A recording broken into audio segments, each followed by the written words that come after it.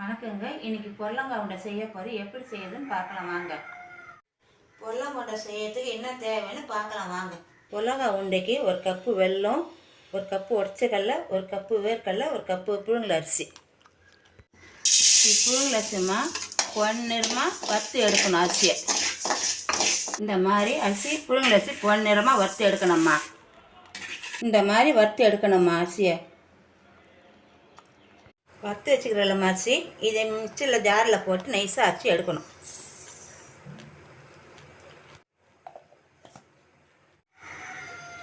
இந்த மாதிரி நைஸாக அரைச்சி எடுக்கணும்மா.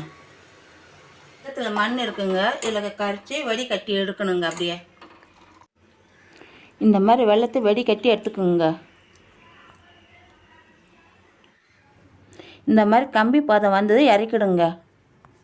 இது வறுத்து வேர்க்கலம்மா. இது உடச்சக்கடலை ரெண்டும் போட்டு மிக்ஸ் பண்ணணும்.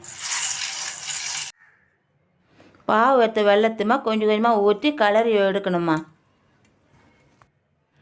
வெள்ளைப்பாகு தண்ணி கொதிக்குங்க. கையில் கலரக்கூடாது, கரண்டியில் தாங்க கலரணும்.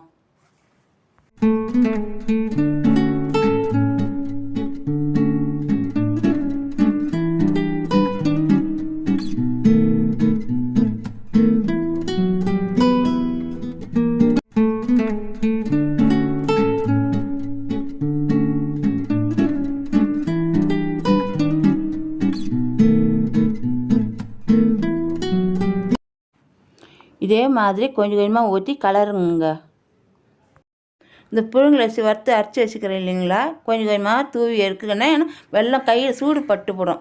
அதுக்கு தான் நம்ம இந்த பவுடர் தூவிட்டு உருண்டை உருண்டையாக பிடிச்சி வைக்கணும். இந்த மாதிரி தாங்க செய்யணுங்க. இதாங்க பொடலங்காய் உருண்டை.